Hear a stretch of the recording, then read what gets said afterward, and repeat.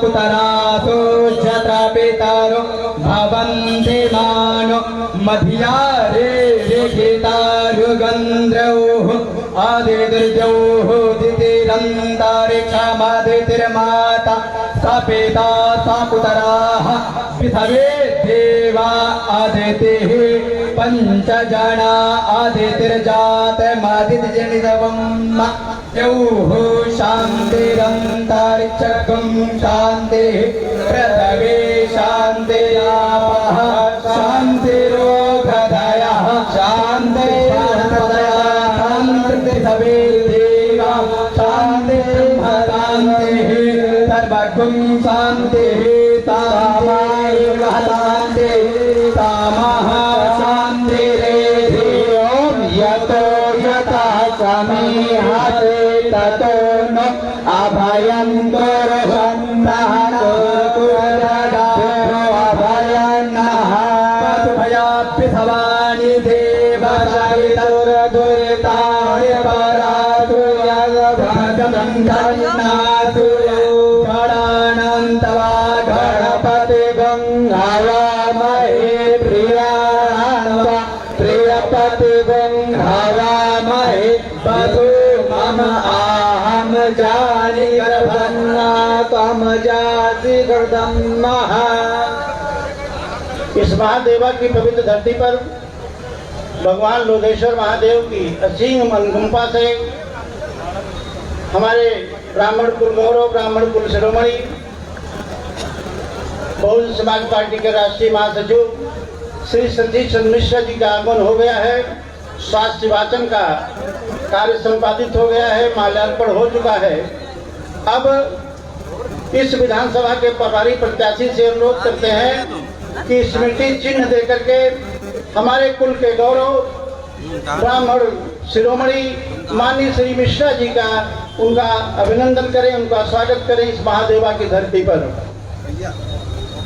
हर हर महादेव, हर महादेव, हर महादेव, हर हर Mahadev. Sir live शुरू हो गया। अब मैं इस बाराबंकी जनपद के बहुजन समाज पार्टी के उपाध्यक्ष और ब्राह्मण समाज के बहुत लंबे समय से बहुजन समाज पार्टी में एक मिशनरी के रूप में काम करने वाले श्री राम प्रताप पिस्टा जी से अनुरोध करते हैं कि वो भी अपना स्मृति चिन्ह देकर के माननीय मिश्रा जी का स्वागत करने का कष्ट करें। मैं कुर्सी विधानसभा से प्रभारी प्रत्याशी जय श्री राम वर्मा जी से भी अनुरोध करते हैं कि वो स्मृति चिन्ह देकर के माननीय मिश्रा जी का स्वागत करने का कष्ट करें।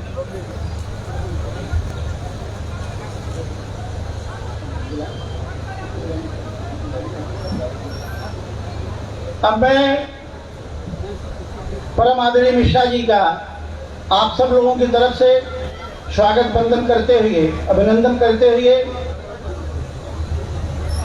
हमारे बहुजन समाज पार्टी के सरकार में कई विभागों के मंत्री रहे, हम सब लोगों के अगुआ, मैं अनुरोध करना चाहता हूं कि माननीय श्री नकुल दुबे जी से कि यहाँ में अपने दो शब्द यहाँ की जनता के लिए रखने का कष्ट करें।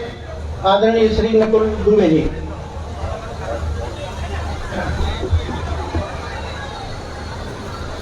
बोलिए भगवान परशुराम की। मैं ज्यादा समय लेते हुए मैं अनुरोध करूंगा वित्त विहीन शिक्षक संघ के प्रदेश अध्यक्ष मेरे छोटे भाई श्री शुक्ल जी से तो कृपया अतिशीघ्र माइक पर आए और 2 मिनट में अपने विचार रखें। श्री शुक्ला जी। बहुत बहुत धन्यवाद। आज इस विशाल जन समुदाय रैली में हम सबके मार्गदर्शक ब्राह्मण शिरोमणि विद्वान अधिवक्ता बसपा के राष्ट्रीय महासचिव आदरणीय श्री सतीश चंद्र मिश्रा जी, पूर्व मंत्री बड़े भाई नकुल दुबे जी, बड़े भाई रामकिशोर शुक्ला जी और सभी मंचासीन हमारे अग्रज,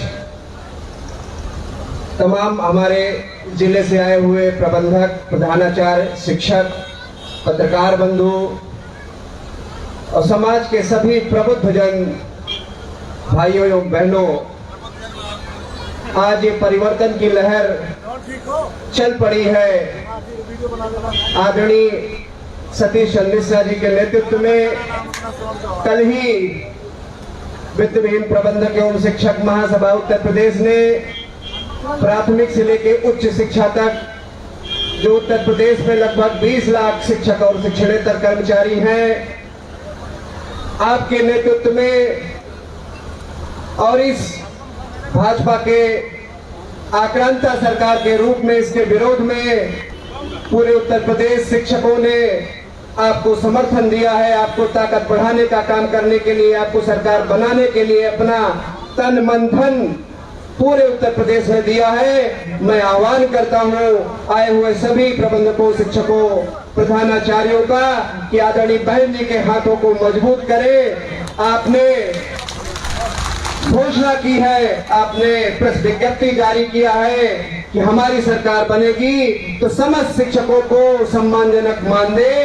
वेतन और सेवा नियमावली बनाने का काम करेंगे। शिक्षा से जुड़े हुए समस्त विसंगतियों को दूर करने का काम करेंगे, चाहे पुरानी पेंशन हो, चाहे शिक्षा मित्रों का कार्य हो। शिक्षा से जुड़े जो भी विसंगतियां हैं, आदरणीय बहन जी ने हम सबके साथ बैठकर मीटिंग करके संकल्प के साथ वचन दिया है कि आने वाले समय में 2022 में हमारी सरकार बनेगी तो निश्चित रूप से पहली कैबिनेट और दूसरी कैबिनेट में इस कार्य को करने का काम करेंगे।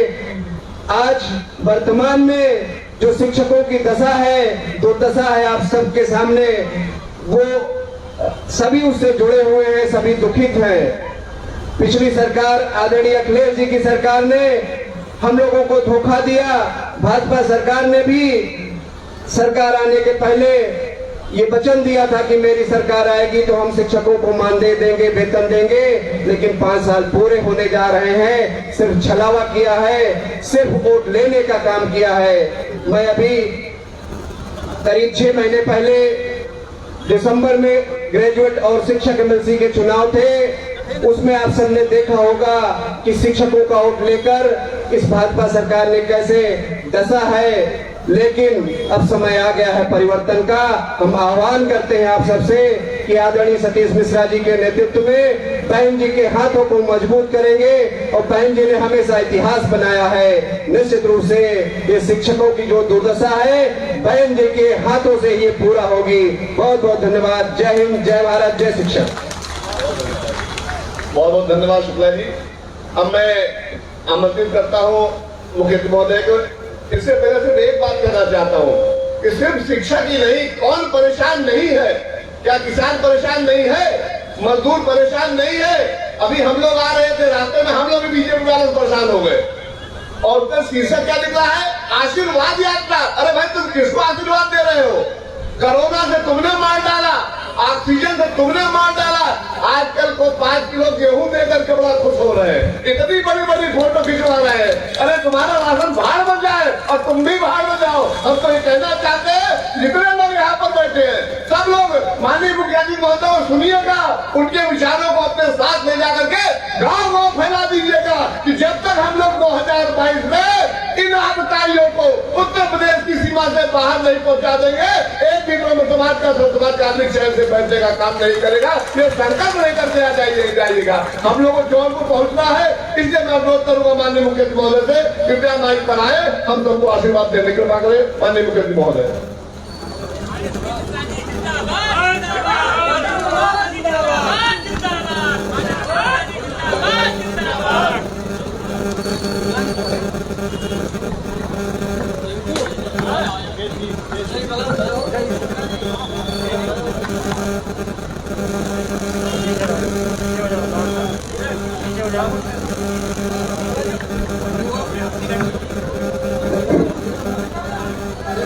मंच पर उपस्थित बहुजन समाज पार्टी के सभी सम्मानित नेतागण, श्री नकुल दुबे जी पूर्व कैबिनेट मंत्री, डॉक्टर ओम प्रकाश त्रिपाठी जी पूर्व कैबिनेट मंत्री और पूर्व एमएलसी, माननीय दिनेश चंद्रा जी नेता विधान परिषद और मुख्य सेक्टर प्रभारी अयोध्या, देवी पाटन और बस्ती मंडल श्री अजय गौतम जी, मुख्य सेक्टर प्रभारी श्री विमल गौतम, अनिल गौतम, राम प्रताप मिश्र, जिला उपाध्यक्ष मोहम्मद मुशहिर, पूर्व प्रत्याशी जय श्री राम वर्मा, जिला पंचायत सदस्य प्रतीक रावत, वित्त विहीन जो अध्यापक संघ के अध्यक्ष श्री शुक्ला जी।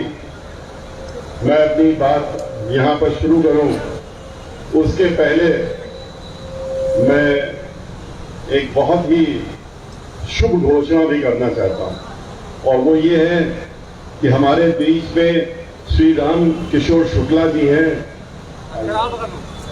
श्री राम किशोर शुक्ला जी हैं, जिनको कि माननीय बहन मायावती जी ने अपना आशीर्वाद दे करके यहाँ पर रामनगर की जो 267वीं विधानसभा है उसका प्रत्याशी और प्रभारी दोनों घोषित करने का काम किया है। और मैं जानता हूं कि आपके बीच में ये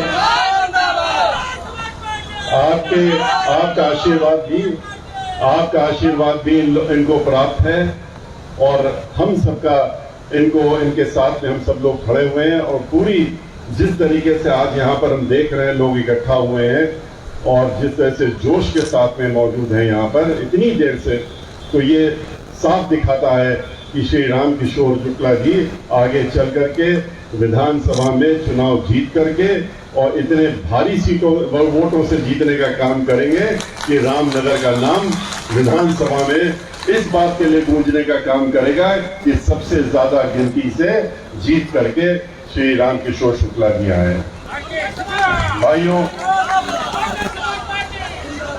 आप लोग सब जानते हैं कि ये गोष्ठी जो आज हम लोग कर रहे हैं यहाँ पर, ये गोष्ठी पहली गोष्ठी नहीं है।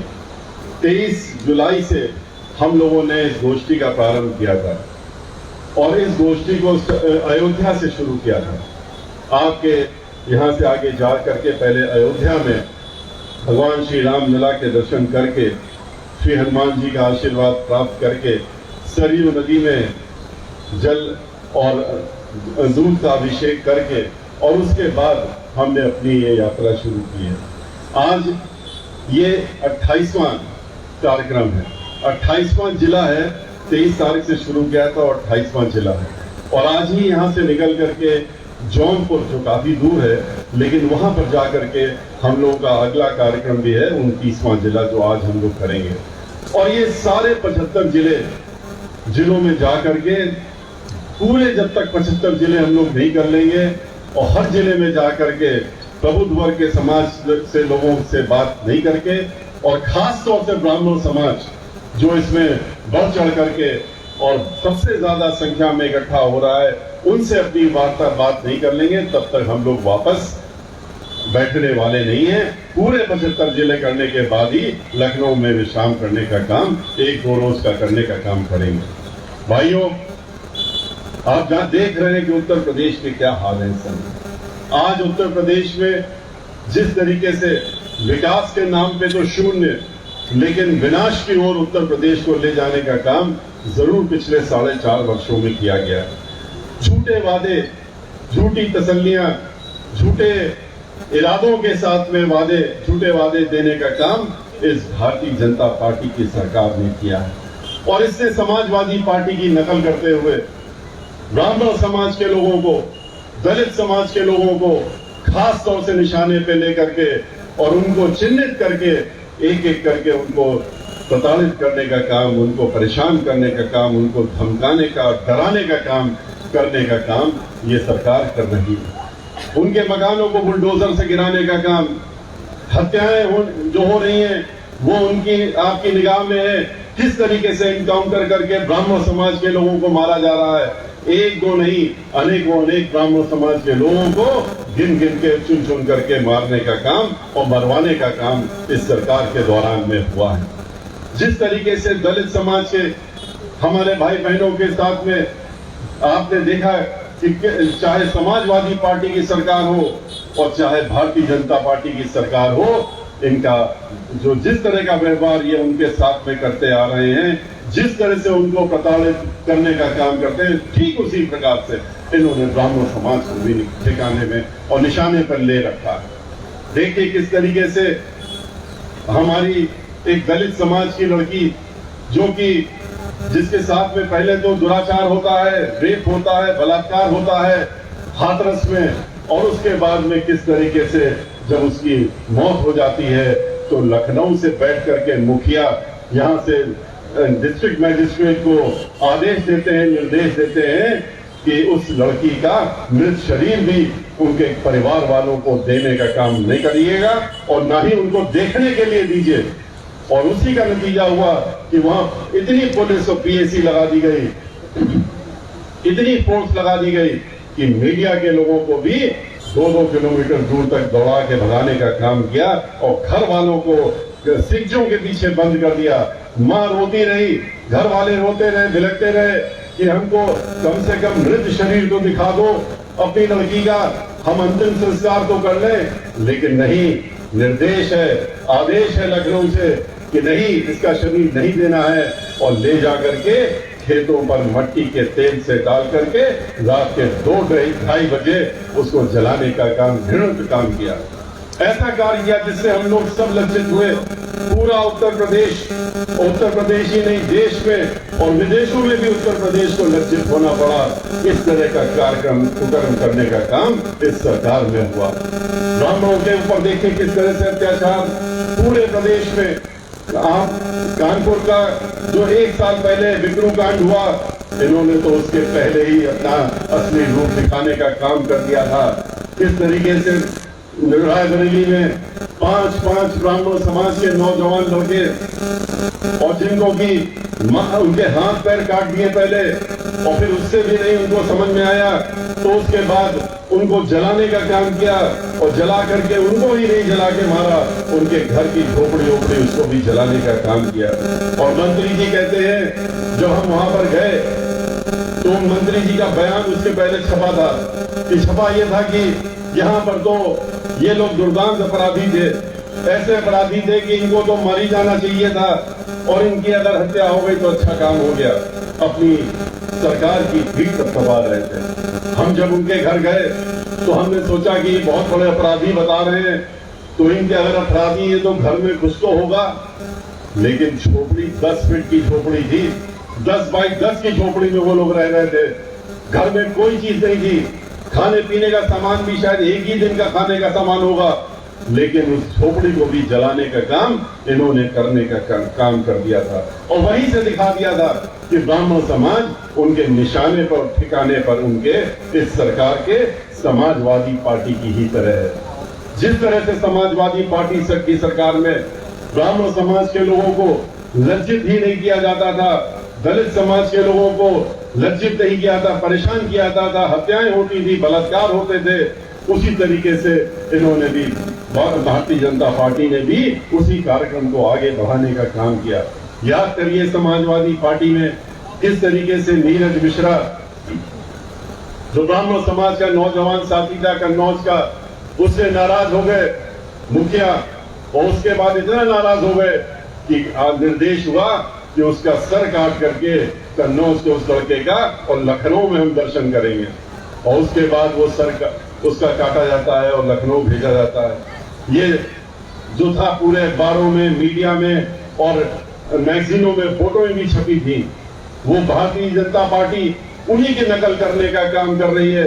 जिस तरीके से ब्राह्मण समाज के राजा राम पांडे समाजवादी पार्टी के संस्थापक रहे थे, लेकिन चूंकि ब्राह्मण समाज के थे इसलिए उनका तिरस्कार इस तरह से किया गया, इतना बेइज्जत किया गया, मंत्रालय तो छीन ही गया, घर भी छीन लिया कि वो इतना दुखी हुए कि घर जाते जाते उनका हृदय जो था वो रुकने का काम किया, उनको हार्ट अटैक हुआ और उनकी मृत्यु हो गई।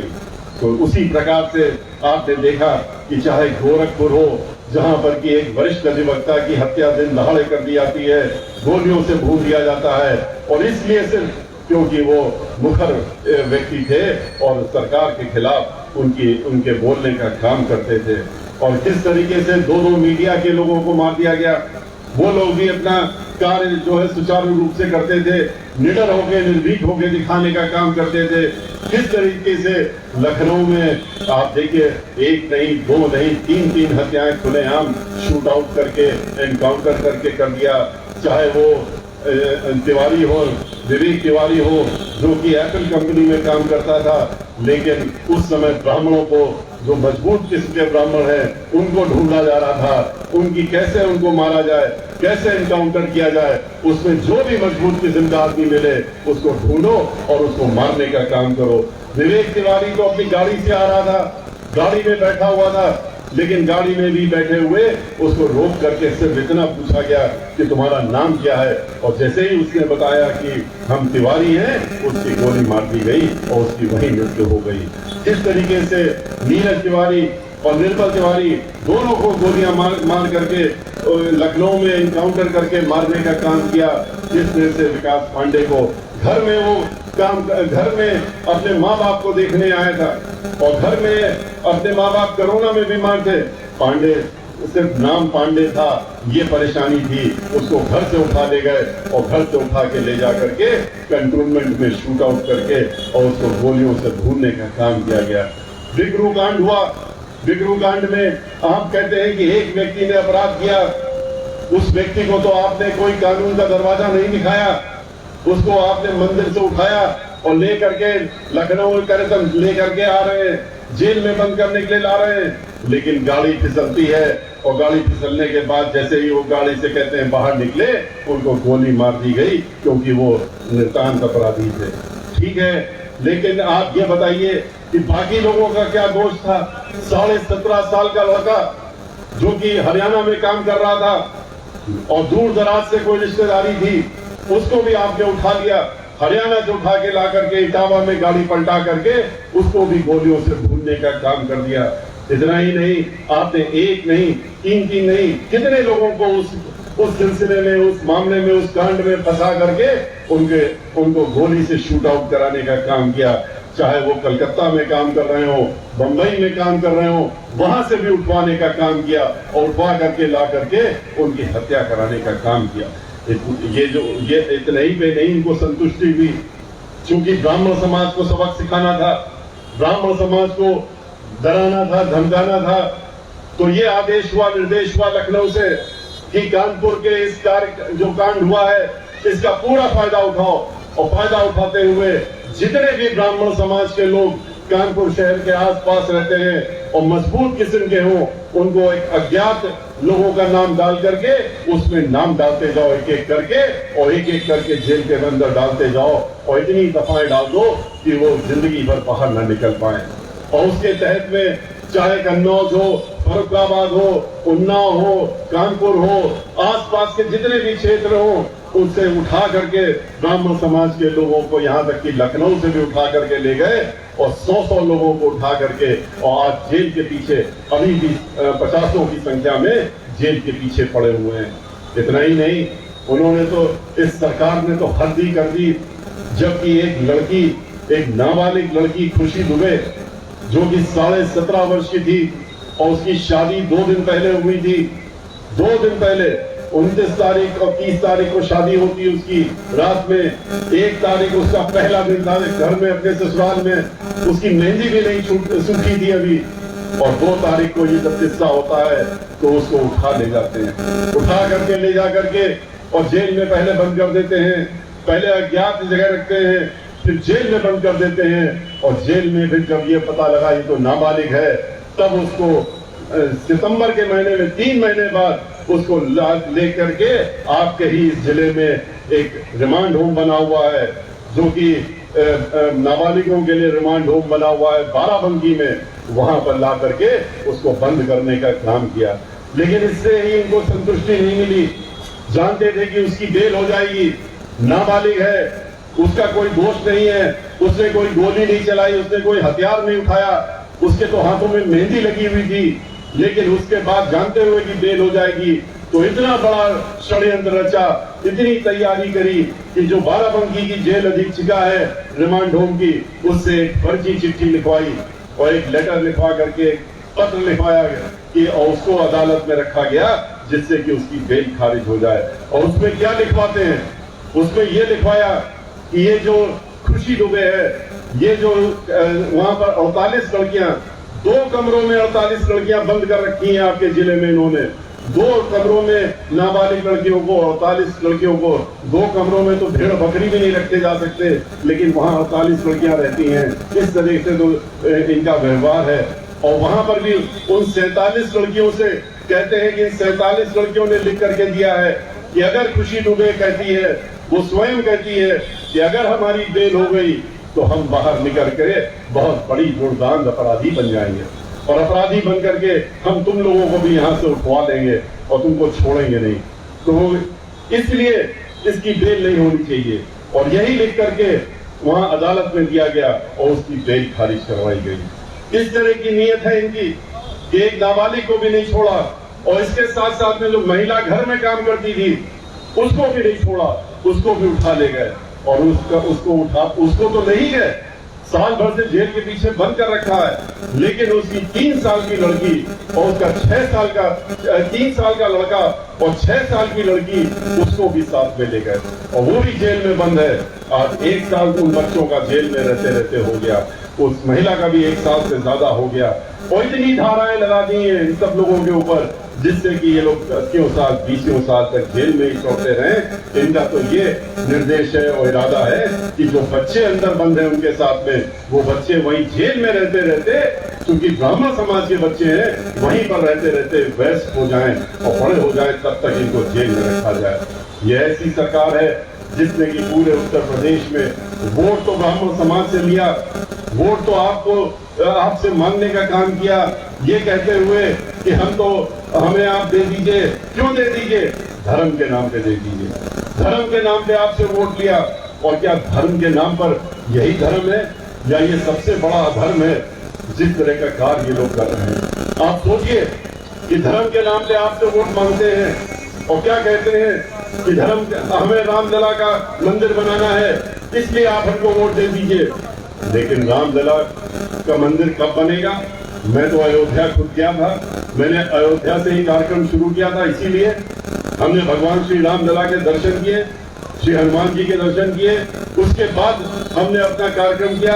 और इन लोगों ने हमको रोकने की बहुत कोशिश की, ये सवाल खड़े किए कि ये सतीश चंद्र मिश्रा यहाँ पर क्यों आ गए हैं, इनका मिश्रा जी का क्या लेना देना राम से, और ये राम मंदिर क्यों जा रहे हैं, इसके तो ठेकेदार हम लोग हैं इस मंदिर के।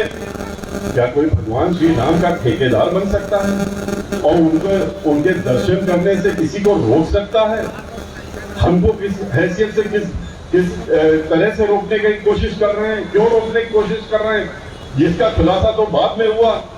हम तो ब्राह्मण समाज में जन्मे, हम लोगों का तो जो संस्कार होते हैं बचपन से ही इतने डाल दिए जाते हैं कि भगवान श्री राम हो और भगवान श्री कृष्ण हो और हनुमान जी हो, शिव जी हो, दुर्गा माँ हो, इन सबकी स्तुतियां तो बचपन से हमको याद कराई जाती हैं।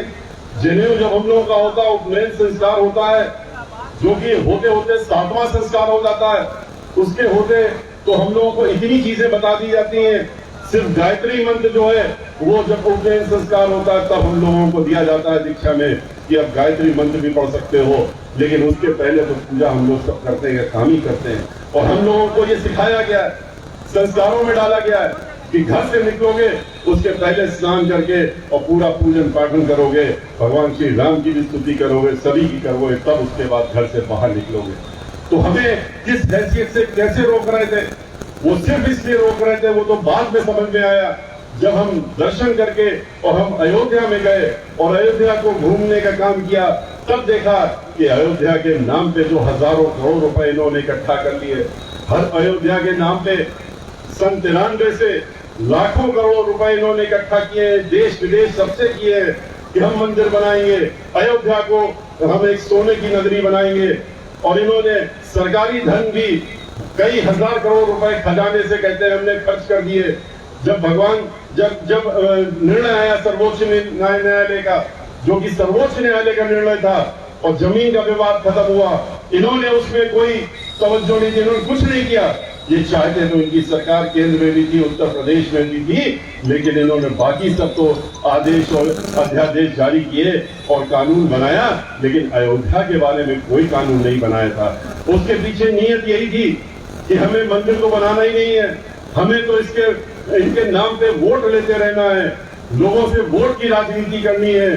भगवान राम को उन्होंने एक वोट की चीज बना के छोड़ दिया कि आप नोट भी दो और वोट भी दो और उसके बाद हम करेंगे कुछ नहीं। अयोध्या में जब गए तो जितने भी आप छोटे से छोटा शहर भी प्रदेश का ले लीजिए, जहां पर बहुत खराब हालत खस्ता होगी उसको देख लीजिए, और उसके बाद आप अयोध्या चले जाइए तो आपको ये लगेगा कि जिस चीज को हम जिस जगह को कह रहे थे बहुत खराब हालात हैं, ये तो अयोध्या से ज्यादा अच्छा है। अयोध्या से ज्यादा अच्छे यहाँ पर कार्य हुए।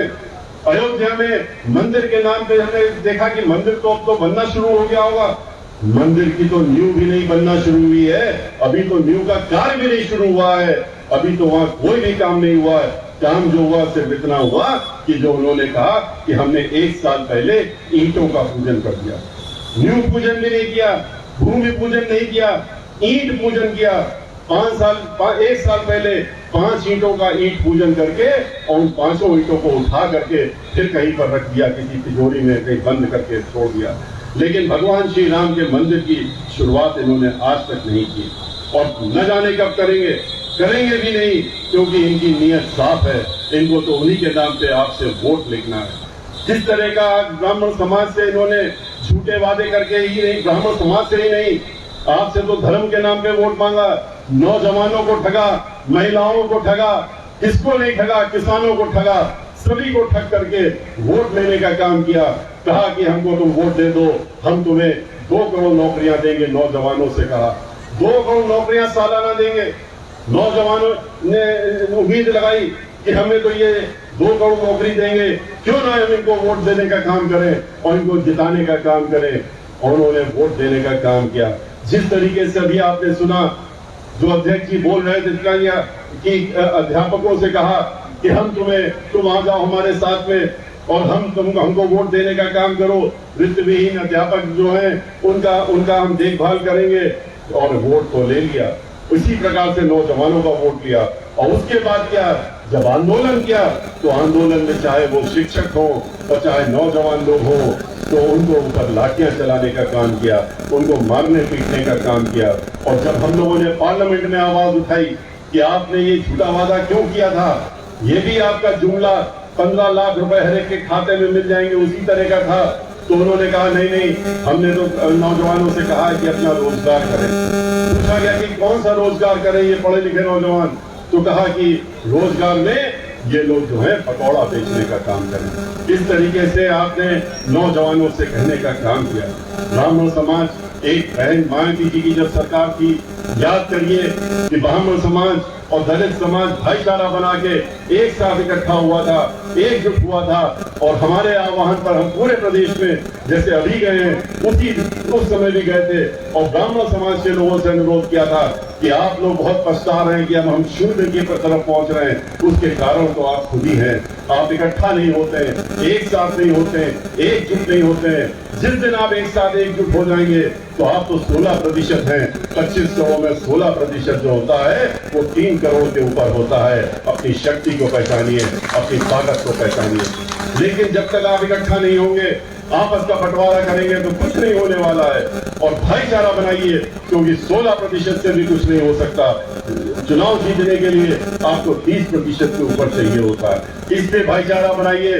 दलित समाज जो हमारा है उनके भाई बहनों से साथ आप भाईचारा बनाइए, वो 23% है और उनके साथ में पहले से ही पिछड़ा वर्ग, अति पिछड़ा वर्ग और अल्पसंख्यक वर्ग उनके साथ में जुड़ा है।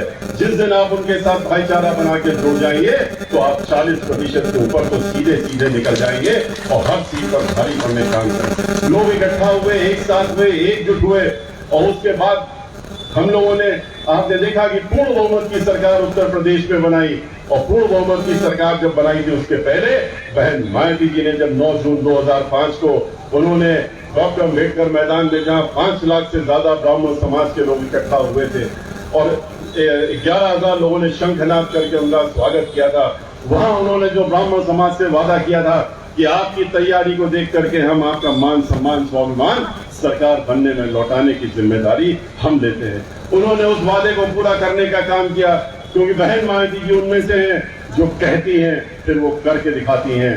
जब सरकार बनी तो उन्होंने 1 2 नहीं 15 कैबिनेट मंत्रालय ब्राह्मण समाज के लोगों को देने का काम किया। 15 उन्होंने मिल्सी बनाने का काम किया। 35 से ज्यादा उन्होंने ब्राह्मण समाज के लोगों को चेयरमैन और वाइस चेयरमैन बना करके कैबिनेट मंत्री का दर्जा दिया। उन्होंने विधान परिषद का अध्यक्ष ब्राह्मण समाज का बनाया। 5000 से ज्यादा सरकारी वकील पूरे उत्तर प्रदेश में उच्च न्यायालय से लेकर के और जिला न्यायालयों तक उन्होंने ब्राह्मण समाज के वकीलों को सरकारी वकील बनाने का काम किया। उन्होंने हर तरफ, चाहे राज्यसभा हो वहां उनको पार्टी का लीडर बनाया। उन्होंने लोकसभा में भी उस समय उपनेता बनाया था और आज के रोज तो रितेश पांडे को बना करके ब्राह्मण समाज के उन्होंने लोकसभा में भी ब्राह्मण समाज के ही नेता को बनाने का काम किया।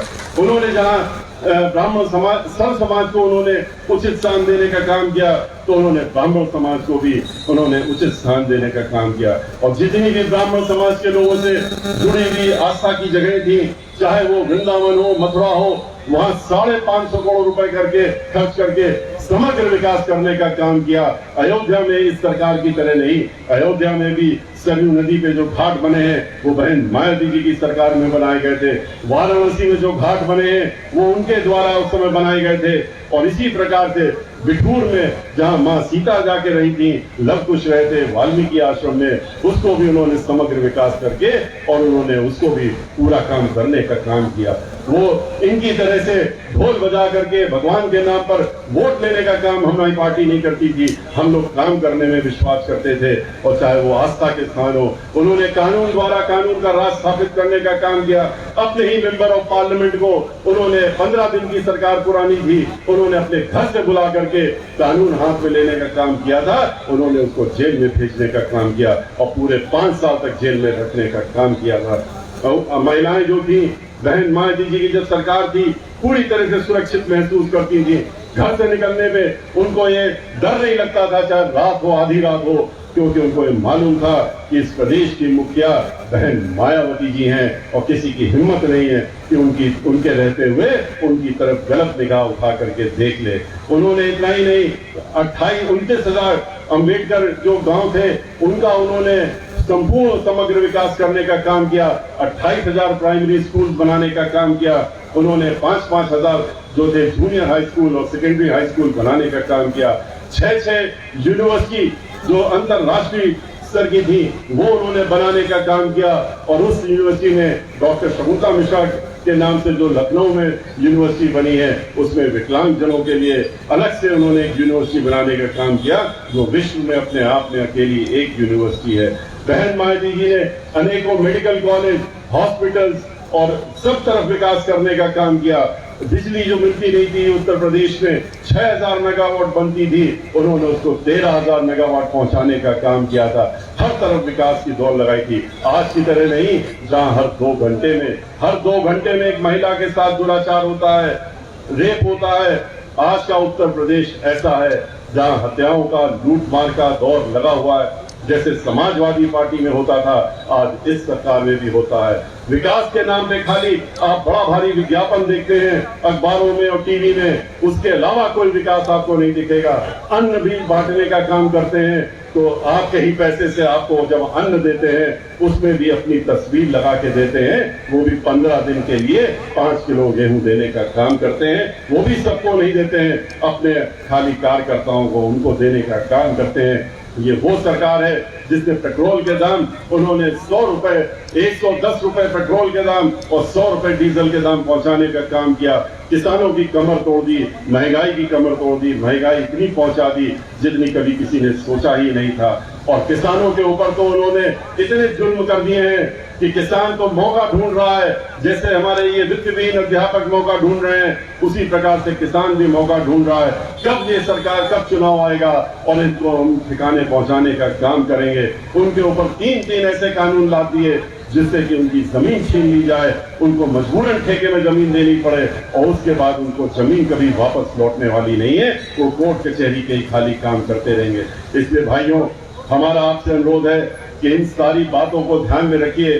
और भाईचारा बनाइए, सर्वजन को साथ में लेकर चलिए और इकट्ठा होइए और तय कर लीजिए, अब की बार संकल्प ले लीजिए कि इस सरकार को हमें उखाड़ के फेंकना है, इसको भारतीय जनता पार्टी को उत्तर प्रदेश से हमें बाहर भगाना है और इनको बाहर भगा करके ही और आप दम लेने का काम करेंगे। और उसके साथ साथ में भाईचारा बना करके बहुजन समाज पार्टी की सरकार बनाने के लिए बहन मायावती जी को 5वीं बार उत्तर प्रदेश का मुख्यमंत्री बनाने का संकल्प लेने का काम करिए, जिससे उत्तर प्रदेश में दोबारा से एक कानून द्वारा कानून का राज स्थापित हो और सब लोग यहाँ पर सुखी हो। कोई दंगा फसाद बहन मायावती जी के राज्य में नहीं होता है, सब लोग मिलजुल करके रहते हैं। उसी तरह का माहौल दोबारा से बने, इस तरह की योजना के लिए इस तरह के संकल्प लेते हुए आप लोग आगे बढ़ने का काम करिए और आगे बढ़ करके आप अब की बार अपनी सरकार बनाने का काम करिए। इसी के साथ मैं अपनी बात यही समाप्त करता हूं और आपसे अनुरोध करते हुए यहाँ से विदा लेता हूं कि इन बातों को अपने तक मत रखिएगा। बहन मायावती जी ने अभी कुछ दिन पहले प्रेस कॉन्फ्रेंस करके कहा था कि इन सब बातों को गांव-गांव तक पहुंचाइए, घर-घर तक पहुंचाइए, जिससे कि ये बातें सबको मालूम हो सके और लोग अपना मन जो है सही कर सके, इनके भ्रम से दूर हटे। ये फिर आएंगे आपके बीच में, फिर जाल बुनेंगे, फिर आपको बेवकूफ बनाने का काम करेंगे। उस समय इनको इनका असली चेहरा पहचानने का काम करिएगा। इनका जो मुखौटा है उसको हटा दीजिएगा और पीछे उसके जो असली चेहरा है उसको पहचानने का काम करके आप इनको विदा कर दीजिएगा। समाजवादी पार्टी को विदा किया है, इनको भी विदा करिए और फिर से 2007 और 2012 के बीच की जिस तरह की आपने पूर्ण बहुमत की सरकार बनाई थी और बहन मायावती जी को मुख्यमंत्री बनाया था, उसी तरीके से एक बार फिर से योजनाबद्ध तरीके से घर घर जा करके उनसे ये हमारा भी अनुरोध उनसे करने का काम करिए और हमारे हाथ मजबूत करिए। हमारे हाथ मजबूत होंगे तो आपके हाथ मजबूत होंगे और हम लोगों के हाथ मजबूत होंगे तो बहन मायावती जी के हाथ मजबूत होंगे, इस प्रदेश के हाथ मजबूत होंगे। इसी के साथ मैं आपसे विदा लेता हूं। जय भीम, जय भारत, जय परशुराम।